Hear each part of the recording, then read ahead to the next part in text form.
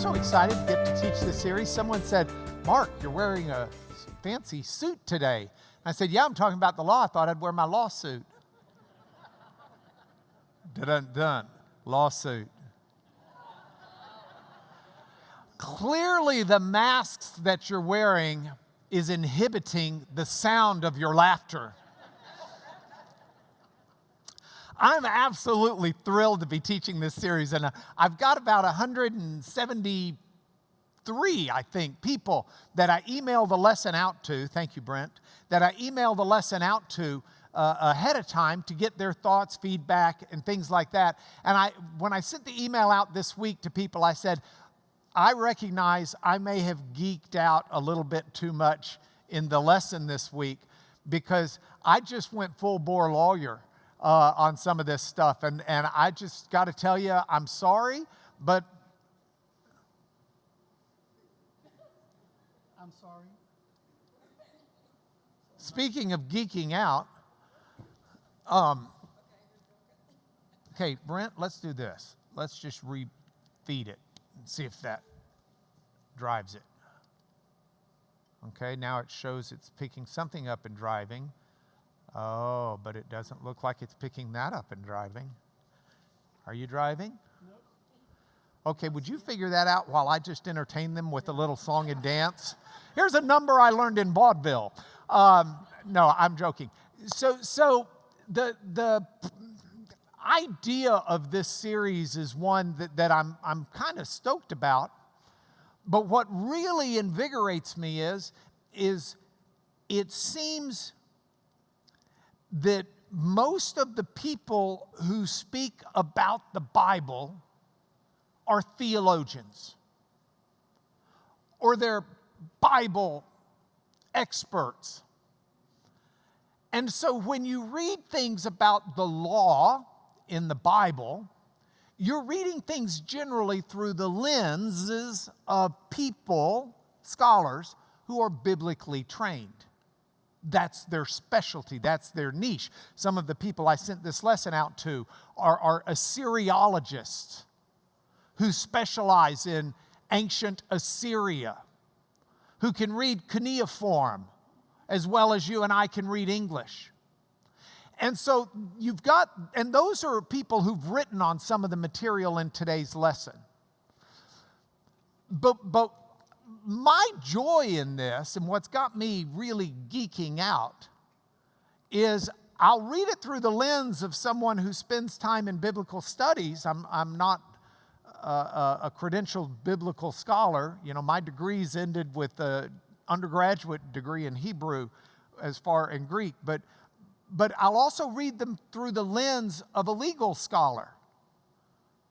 Because while I've been teaching the Word for the last 40 years, I've been either in law school or being a lawyer for almost 40 years now. I started law school in 1981. And so I want to approach this, and Brent, you need settings?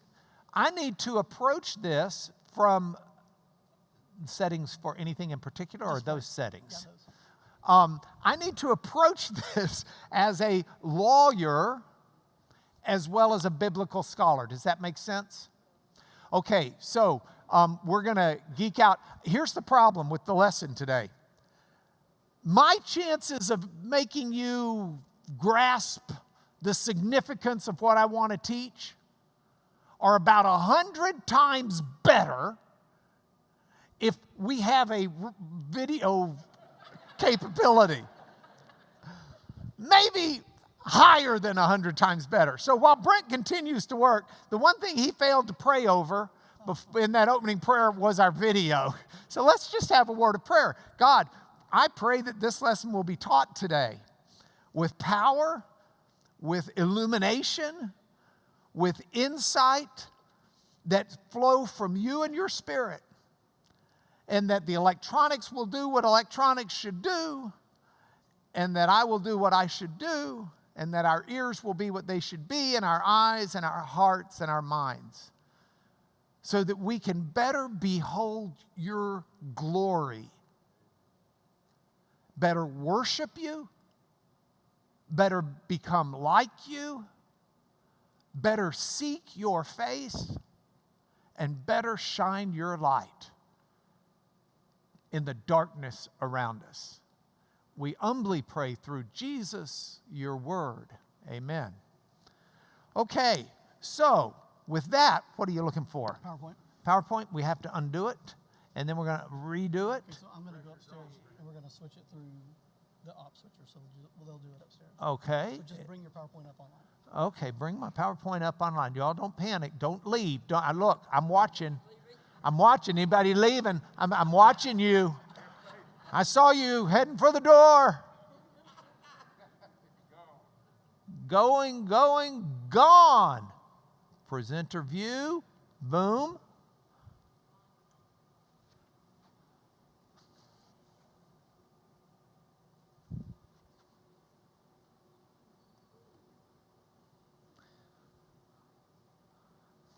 Okay. We don't have anything there yet. But y'all hoop and holler if something happens on that screen. Meanwhile, I'm just going to tell you the things I was going to tell you, and we'll see how good I can do with words, okay? Hoop and holler, Brent to the rescue. Thank you, Lord. Not Lord Brent, Lord. Brent, pastor. Okay, so here's the problem or the predicament we're in. How many of y'all are living in the 21st century? Okay, most of you. That's good. That's to check to see if you're still tuned into the lesson. So in the 21st century, we live in the century of science. And science has made remarkable advances. Did you know it was in 1865, right at the end of the Civil War, that Jules Verne published this bizarro book, absolutely bizarro, entitled From Earth to the Moon. And the idea was that after the Civil War was over, some folks made a big cannon almost, a big gun, a big rifle. And inside the bullet, they put 3, what we would call astronauts, and shot them to the moon, literally. Shot them to the moon. It was a rifle, a big rifle. And it was like 15, 20 years later that someone called that bullet-shaped object a spaceship for the first time. But we've lived to see that become reality. Popular Science had a great article where they talked about 7 things that used to be science fiction that have become reality. Defibrillators in 1820 were written of as science fiction, but in 1947, the first one was made and used to jolt someone's heart back into rhythm. Not just defibrillators, the space stations, the whole idea of a space station, 1869. By 1971, we've got the beginnings of one. Whoops. Number 4, lab-grown meat. Who really cares? Number 3, computers. Computers, artificial intelligence, 1872. But by the 1950s, you've got a computer beating MIT people in checkers. Long-term heat storage. That's just called Houston. Who cares? Number 7, portable audio. 1953, Ray Bradbury writes about it with a little transistor. 1954, TI makes their first product. I skipped number 6, tasers. 1911. 1974, they come into being.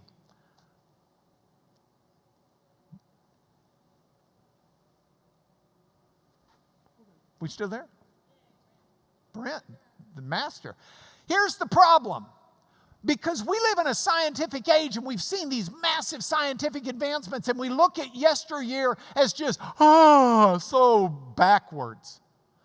We'll have that same tendency to think about things like law in the same way. But we should not. Law has been around, and law has been very substantial longer than there has been writing. They have found ways that contracts were made, agreements were made, before there was even an ability to write them down. And what they would do is they would make an agreement based upon the color of a rock or something. And then they would encase that rock in clay in such a way that you had to break it open to see what the deal was. Once you finally get into the earliest written laws, it's apparent from reading those laws that the legal system had been in place for a long time. I mean, our law system today deals with family law, marriage, divorce, remarriage, custody. Deals with tort law, what happens if you run the red light and hit somebody. Deals with criminal law. You rob a store, you get caught, you go to jail. Deals with immigration law. Deals with contracts. Deals with all sorts of things. Those laws have been in place as long as society has been in place. Different laws, different degrees of complexity. But if we put up a map of the relevant ancient Near East, and I say relevant because I mean relevant to this lesson. Ancient Near East, I put into quotation marks because this is a buzzword phrase. This phrase, ancient Near East, that's what scholars use to talk about a region. They define it a little different, but it's roughly from Turkey down to Egypt. Some will go over to Libya as well, over into what's now Saudi Arabia, Iraq, and Iran. And that region today is called the ancient Near East. Now, in the ancient times, Turkey was called Anatolia. You've got the Hittites there.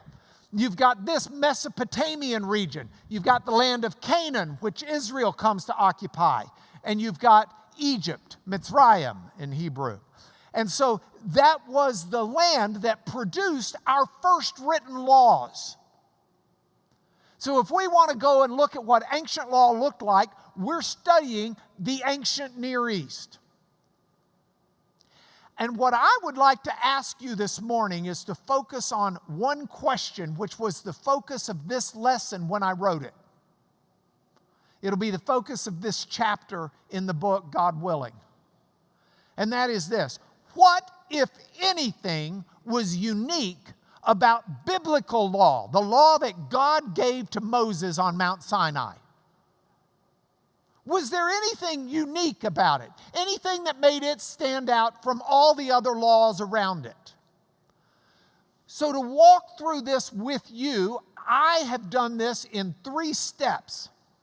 Step number 1 is I want to define the approach. In other words, it's one thing to ask a question and answer a question, but let's be real clear. Let's say, okay, here's how we're going to go about answering the question. We're going to set up the boundaries of what we're looking at. If you want to make sure you've got a good, valid conclusion, you try to set out what you're going to do before you draw the conclusions. Otherwise, you have what in science is known as post hoc analysis, which is like really ruddy. Okay? That's the difference between saying, I'm going to flip a coin, and I'm going to count how many times it's heads and how many times it's tails, and I'm going to decide what the odds are of it being heads or tails. If you do that, set it out ahead of time, I'm going to flip it 100 times, and I'm going to make the decision. I'm going to make the analysis and draw conclusions. That's what you would do. You don't say, well, I'm going to flip a coin, or you just flip a coin and it turns out heads. And then you say, okay, I'm going to write it up. Every time you flip a coin, it turns up heads. Well, you only did that once and you figured out what you're doing afterwards. It just doesn't work. You got to first set up your approach. Make sense? First thing we got to do is decide how we're going to look at this so that we're fair about it. Then the second thing we're going to do is we want to compare and contrast those other legal systems, legal codes, to the one given to Moses at Sinai. And then the third thing that we'll do is we'll gather the implications from that. What does that mean? How does that matter to us? Who cares? Type stuff, okay? So that's our goal. We're going to start by defining the approach. The approach is pretty easy to me. The approach is, let's take the ancient relevant Near East and let's look at the code that was given on Mount Sinai and compare it both in time and location to other legal codes. So let's look at the laws that come from the same general area of the world. That's why I haven't included the laws of Manu from India. Let's look at the laws from the same general area, and let's look at them both before Sinai and after Sinai, so that we've got a good sense of what the other law is around Israel, and we can then compare and contrast Israel and get some conclusions we can draw. Okay? So that's what's set out before. So we're going to look at legal codes from down near Ur.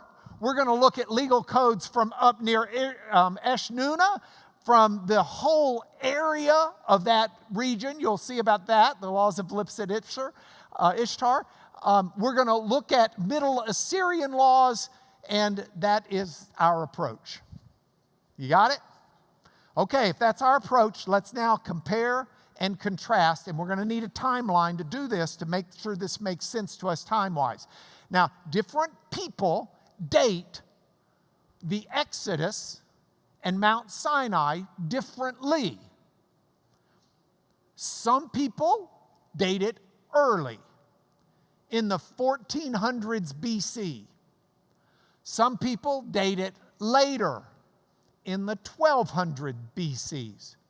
Those scholars are the ones who date it under different readings of the Bible, but they accept the biblical text. And so if we look at those scholars who accept the biblical text, that is the time range for the Exodus. I'm one, and if you go back to our classes we've taught here, I explain why. I'm one of the 1200s type people. I put it under Ramesses II. But that's when Moses would have gotten the law at Sinai. So we'll use that time range for our study of other ancient laws. We're going to go back to the earliest written code that archaeologists have yet to uncover. It dates from around 2100 BC. These are the laws of Ur-Nammu. Ur is a city and a region, actually, at the time. And Nammu is the king of Ur. Ur-Nammu is the law code. If you want to see this law code, it's in Germany. No, actually, this is in Istanbul. You can go to Istanbul at one of the archaeological museums and see it. But to help put this into context, Father Abraham had many sons, and many sons had Father Abraham. Abraham dates from about 100, again, scholars aren't sure exactly, but probably about 100 years after this. Abraham comes from Ur, where Nammu was king. This could have been the legal code for Abraham as he grew up and came into manhood. So this is, archaeologists have uncovered, this is Ur-Nammu, who's appearing before the sun god Shamash. And so this is our fella. He's about 100 years pre-Abraham. By the way, Ur-Nammu is the king who built the great ziggurat of Ur. Just, you know, if you ever have that on quiz night, you'll know. So let me give you an idea of what the law of Ur-Nammu does. The law of Ur-Nammu covers a whole lot of the laws that we cover today in law school. It's not quite as thorough as Tech Law School was, but it's pretty good. And so under Ur-Nammu, you've got the law, if a man commits a murder, that man shall be executed. Under the laws of Ur-Nammu, if a man commits a robbery, he'll be executed. If you committed a robbery and then killed a fella, you might get executed twice. I'm not sure, it wasn't in the law. If a young man's wife, by her own wish, goes after another man, and he lies with her, the other man, they commit adultery, then the woman gets executed. Man gets set free. Sorry, Miss Caroline. She's like, huh, indignant. That was the law. Okay, let me give you another legal code. 1930. Now we're really honing in on the time of Abraham. 1930, you've got the law of Lipit-Ishtar. Now, the law of Lipit-Ishtar is the law that governed that area of Ur. Just a little bit broader region. But look at this provision. If a man takes a wife and she bears him a child, and that child is still alive, and a slave woman also bears children to her master, then the father shall grant freedom to the slave woman and her children. The slave's children shall not divide the inheritance with their ex-master's children. That's the law of the land where Moses and Sarah, Abraham and Sarah are from. Now, some of you are sitting there saying, whoa, wait a minute. I remember a story in Genesis 16 and Genesis 21. Here's the story. Abraham and Sarah are not able to have children. So Sarah says to Abraham, I'm going to give you my slave to be your mistress. And you're to have your offspring through my slave woman. And so Abraham goes into Hagar, the slave woman, and the offspring is Ishmael. Now, a couple of chapters intervene in the story, but Sarah ultimately is able to conceive. And Ishmael's now a young teenager, but Sarah's produced Isaac. And now all of a sudden, you are under the laws that Sarah and Abraham grew up with, exactly in the middle of this scenario. A man, Abraham, took a wife, Sarah. Sarah's now bore him a child. That child is still alive, Isaac. But meanwhile, a slave woman, Hagar, has also borne a child to him, Ishmael. So the father is to grant freedom to the slave woman and her children. He's to grant freedom to Hagar and Ishmael. And the slave's children aren't supposed to get the inheritance of daddy. That's the law that Sarah invokes on Abraham and tells Abraham to dump Hagar and Ishmael. And Abraham is troubled because that's his son. And God says to Abraham in Genesis 21, he says, Abe, I'm going to take care of Ishmael. He is your son, and a great nation will come forth from him. Just do what Sarah said. I got this. You don't have to worry about your inheritance. I'm the Lord, I'll provide. And so the offspring of Abraham, Ishmael, and Hagar are sent out with some water and bread. It runs out, but God steps in and provides. And Ishmael grows up to produce great offspring and a nation. Sarah, we read the story in the Bible and we think, man, tough people. Actually, in that culture and in that day, that's exactly what the law told them they were supposed to do. Let me give you another legal code. This one arises in the 1800s to 1700s BC. These are the laws of Eshnunna. Whoops, I went backwards. The laws of Eshnunna. Now, the laws of Eshnunna are really interesting. Here's one. A core of grain went for 1 shekel of silver. The law actually set out the price for goods. A core of grain is about 75 or 80 gallons. So you get 75 or 80 gallons for 1 shekel. A shekel of silver in weight is about the same as a $50. If you could get a silver $50 still in America, It'd be about the same weight in silver. So a core of grain goes for a shekel of silver. By the way, you could instead take that shekel of silver and get the equivalent of an Uber for 3 days in that society. It's a third of a shekel of silver a day to rent a pair of oxen with a wagon and a driver. And they have to work for you all day long. If you continue to work through the law, another thing I found interesting is sesame oil was 3 times more expensive than lard. Who'd have thunk? How about this? A man who is seized in the field of a commoner. In other words, somebody has trespassed and is in someone else's backyard. Among the sheaves, the crops, in broad daylight, has to pay 10 shekels of silver as a trespassing fine. But if he's seized in the night among the sheaves, kill him. I was talking to Steve Morris, about this week.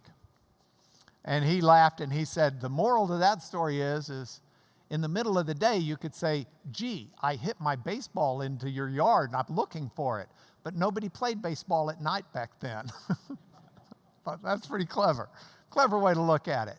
I mean, if you're going into the middle of someone's yard in the middle of the night, you're up to no good. Kill them. But if you just go during the day, okay, you may have had an excuse to be there. That was the law. Let me give you another law from about the same time. This is one you've heard of, the Code of Hammurabi. The Code of Hammurabi dates from around 1800 to 1700 BC. And in that date, I've got the wrong stuff there. Here we go. Code of Hammurabi.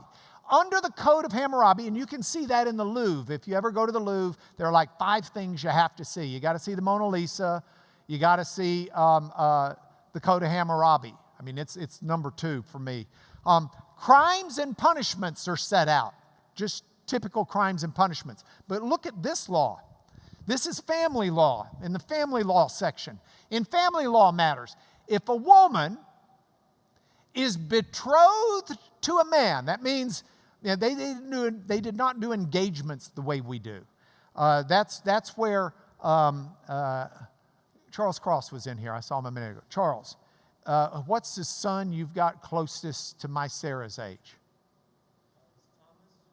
Thomas. How old are you, Thomas? Say it again. Loud. 14. Okay. I have a daughter, Sarah. She's 23. No, she's 21. She's a little old for you right now.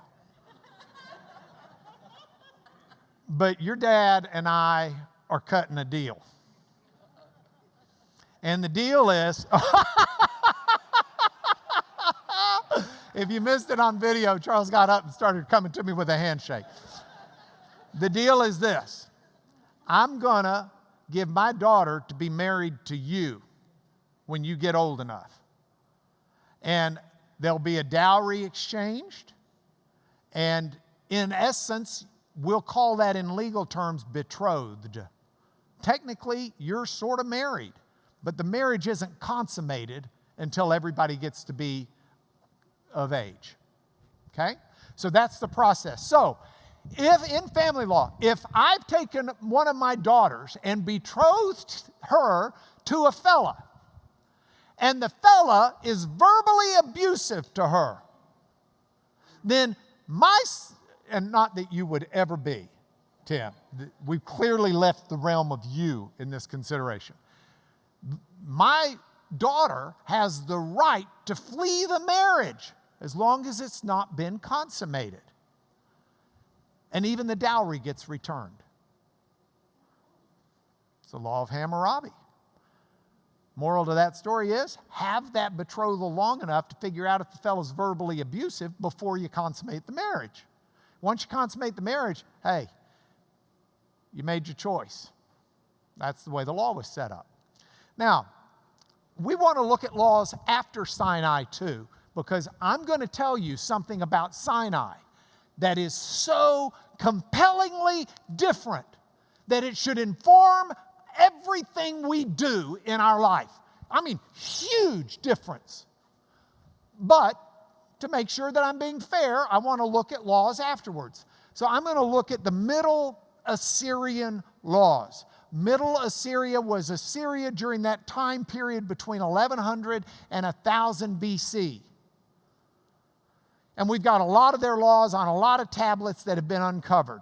But what I'd like to do is compare them in some ways to the biblical law, because I'm going to contrast them as well. Here's the biblical law out of Deuteronomy 25:5. If brothers dwell together and one of them dies, and the one who dies doesn't have a son, the wife of the dead man is not to be married outside the family to a stranger. Her husband's brother shall go into her and take her as his wife and perform the duty of a husband's brother to her. So here's what that means. Brent, I don't know if I've got the ability to write on this and change the screen or if you have to. You said, I think you're going to, oh, you are so good. Or whoever is doing this. So here's the situation you've got. You've got brother A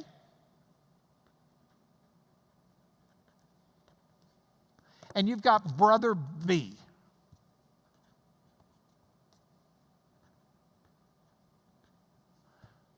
Now, brother A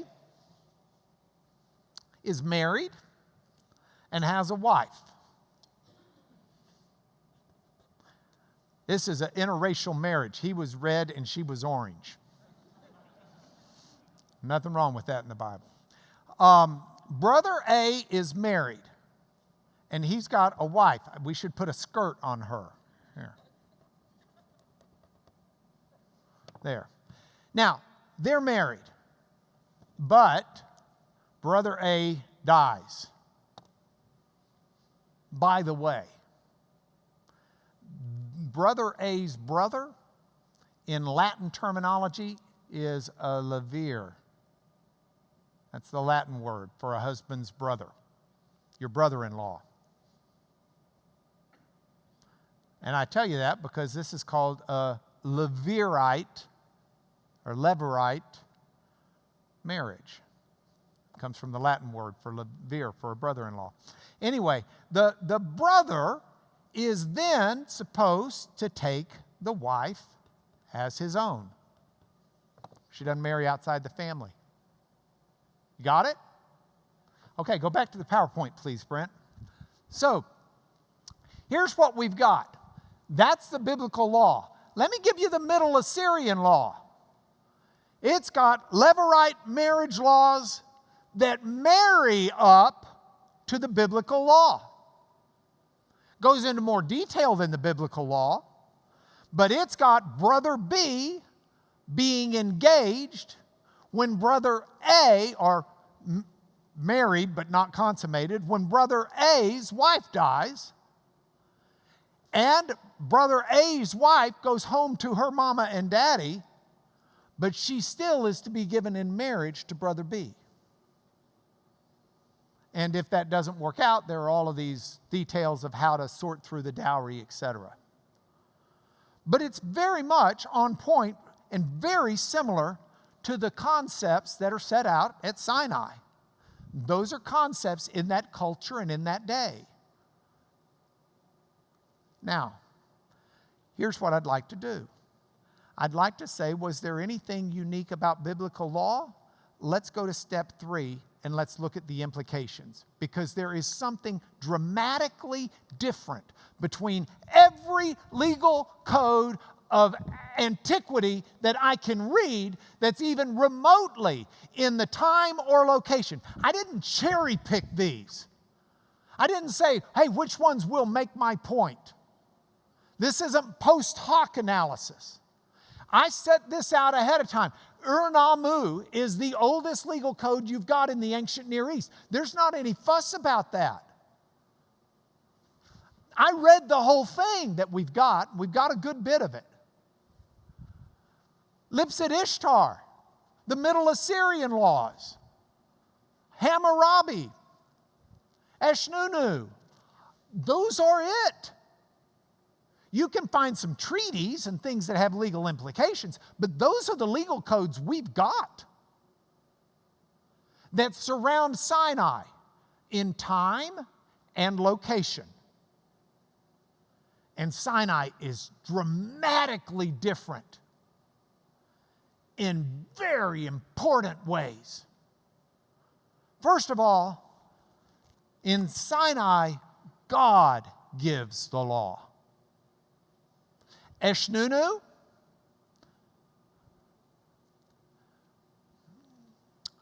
the gods endow the king with authority, but the king sets up the law. One of the folks who reads my lessons sent me an email and said, all right, you've got these questions. You need to address this. You need to be more direct. One of the questions was, since those other legal codes had the gods who gave the king the authority, isn't it like the gods gave the legal codes? No. Those gods honestly didn't give that much of a care about what people did. They were too busy with their own intrigues and their own fights. They weren't seeking a relationship with humanity except for what humanity needed to do for them, sacrifice at times and things like that. But those people in the other legal codes, the king would get authority from the god to be king. But that's the limit of it. The gods didn't have anything to do with those laws. The king figures out what the laws should be. The laws are named after the king. And that's the way it goes. But that's not the case with Moses. God gave the law. God, take that off. God not only gave the law, but the whole law's about God. God calls them out of Israel or out of Egypt, calls the Israelites out of Egypt. God says, first thing you're going to do is come to Sinai. I'm going to bring you to Sinai. When you get to Sinai, Moses, come up on the mountain. But even before you come up on the mountain, I want all of Israel to understand I'm about to speak. This is my law. These are my commandments. This isn't the law of Hammurabi. This isn't the laws of Eshnunna. This isn't the laws of anybody. No Ur-Nammu. These are my laws. These are the laws of God. And so God gives the law to Israel and says, I am the Lord your God. Consecrate yourselves, therefore, and be holy. Be law abiders. Be set apart. Be different than everybody else because I'm different. This law is me, and you're to be like me. I am the Lord who brought you out of the land of Egypt to be your God. And you're therefore to be holy because I'm holy. You're to follow the law because the law is an expression of how I would live in this culture, in this time. It's an expression of God's morality into that culture and into that day. Now, it's very important we remember into that culture and into that day. And Jesus explains why. And we'll get to that later. And if you're saying, but I want to know now, tough. Keep coming back. But if you look at the way God gave the law, if we can go to the IPVO for just a moment.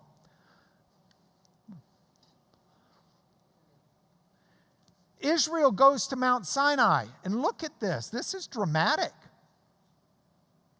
God says, if you will indeed obey my voice, if you will keep my covenant, if you'll do these things, You're going to be my treasured possession among all the peoples, because the whole earth is mine. But out of the whole earth being mine, you're going to be a kingdom of priests and a holy nation. You're going to be different than all the others. And you're going to be the one who's my priest, who lets the others see and understand who I am. God says, these are the words you shall speak to the people of Israel. So Moses comes, he calls all the elders of the people, and he sets before them everything God said. And the people all said, hey, everything God said, we're going to do. We're in. That's us. We want to be his priests. We understand he has the whole world, but we want to be his holy nation, his nation set apart. And Moses reported the words of the people to the Lord as if God couldn't have heard them. And the Lord, just remember, Moses is not always, you don't think Moses is perfect. It's like, God, let me tell you what the people said. God's kind of like, okay, Moses, tell me, what did they say? And the Lord said to Moses, listen, I'm coming to you in a thick cloud. I want the people to hear when I speak with you. They need to know this is the voice of God. This is the law of God. They need to know that this is what God has said. They need to know that so that they can believe it forever. And so it happens. On the morning of the third day, thunder and lightning and a thick cloud on the mountain and a loud trumpet blast. Everybody in camp is scared to death. Then Moses brought the people out of the camp to meet God. They stood at the foot of the mountain, and the mountain is wrapped in smoke because God's descended on it in a fire. It looked like the smoke of a kiln. The whole mountain's shaking. And the sound of the trumpet grows louder and louder, and God speaks, and God answers in thunder. The Lord came down on Mount Sinai to the top of the mountain. The Lord called Moses up to the top of the mountain, and Moses went up. There should be no doubt about what is about to be said. It's not Moses. This is God's law. And here's what God does. He speaks out all these words. God spoke all these words, saying, I am Yahweh your God who brought you out of the land of Egypt, out of the house of slavery. And then the 10 commandments. Bam, bam, bam, bam, bam. All the way down. And then he starts talking about laws about altars. And then he starts talking about laws about slaves or servants. It's kind of dark there, sorry. He starts talking about laws about restitution and paying someone back when you've messed them up or hurt them. He starts talking about social justice. All of these laws he's talking about, these are the laws of God. This is God's ethic and God's behavior. If we go back to the PowerPoint, none of these other legal codes are the voice of God. None of them are God saying, here's what God expects of you. These are all, I'm your king. And oh, by the way, God gave me authority to be king, or the gods did, so you better listen to me and not rebel. That's why that stuff's in there. But here as king is what I'm telling you. Here's what you can charge for your Ubers. Here's how your marriage is supposed to work out. Here's crime and punishment. I mean, that is drastically different than God who says, speak to all the congregation of the people of Israel and say to them, you're going to be holy because I, your Lord God, am holy. And so you consecrate yourselves. You be holy because I am the Lord your God. You be holy for I'm the Lord and I'm holy. I've separated you from the peoples that you should be mine. You get it over and over and over. Speak to the people of Israel. And say to them, these are the appointed feasts of the Lord that you'll proclaim as holy convocations. They're my appointed feast. All of this is God. God tells Moses to build the ark and says, you build it exactly the way I tell you to. Don't you deviate a bit. This is mine. That just didn't exist anywhere else outside of Israel. That just was not typical. You didn't have anywhere where God said, where the laws say, you shall remember and do all of my commandments and be holy to your God. It just didn't exist. So what does that mean for you and me? So what? Well, it means a lot. On a fundamental level, let's go back to the basics. Greg, you emailed me about these basics. You're dead right. Let's go back to the basics. Basic. God made you and I in His, you and me. Sorry, I ain't got no good English. God made you and me to be in His image. That does not mean God has fingers and toes and a nose. But among what it means is you and I share His moral makeup.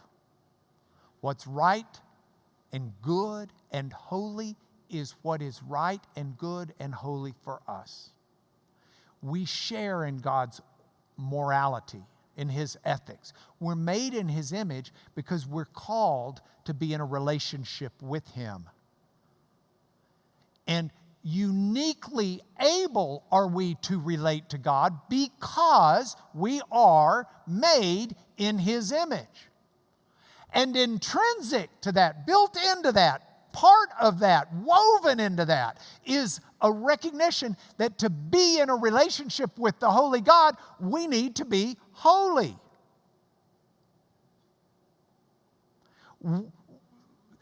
What, to put it into New Testament language of John, what commonness, koinonia, what does darkness share with light? None. By definition, darkness is not its own force. Darkness is the absence of light. Even a black hole is the absence, we call it a black hole because the light can't escape the intense gravitational pull. So you've got visually, we've got an area where we see no light emanating. Light and darkness can't coexist. We are to be holy like a holy God, to be in a relationship with Him. We can't be in a relationship with the Holy One if we're not holy. Now, our holiness doesn't come through the law. The law shows us we're not holy by how we live. Our holiness comes through the Holy One, Jesus, whose holiness is credited to us by the grace of God, by the cross of Christ, credited to us through our faith, our trust in it. So we look at these laws because they help us understand who God is. So I hope you'll come back next week. And I want to leave you with this psalm. The psalmist said, "As for me, I shall behold your face," talking about God's, "in righteousness." When we see the law and we see righteousness and we see purity, we are beholding the face of God. Now, my plan next week is to talk about the different kinds of laws that God gave Israel and how they reflect who He is. So we'll start that next week. Some of them make a lot of sense. Tell the truth. Don't bear false witness. We don't lie because God's not a liar. God's true. But some of them you might be saying, I don't get that one. We'll talk about whether or not you can have a ham sandwich for lunch next week. Got it? All right, let me bless us out of here and let's go to church. Father, thank you so much for the chance to teach this morning. Thank you for the electronics and so many wonderful people, Pastor Brent and others who work so hard to make that work. Thank you for everyone who watches on the internet and everyone who comes and attends and supports us here live. It is just our prayer, Father, very simple. May we behold your face. May we see a reflection of your beauty, of your love, of your mercy, of your tenderness, but also, Lord, of your holiness, of your awesomeness. Thank you, Lord, in Jesus. Amen. See you guys next Sunday, God willing.